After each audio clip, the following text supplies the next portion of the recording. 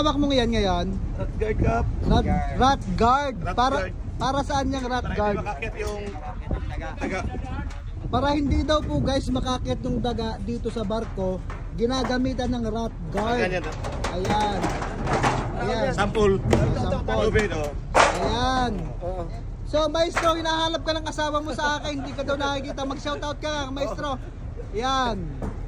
Yan guys, lalagyan ng rat guard yung ating barko para hindi makaakyat yung mga daga kasi bawal na bawal talaga ang daga dito sa amin guys. Talagang lumapit pa si Wasiwas talaga naman. Ayan guys, ang rat guard. Hindi makaakyat yung barko. Paano pa ilalagay yan? Ayan. Ilalagay sa ano dito, ganito guys. Papakita yan ni Luloy. Mapuputo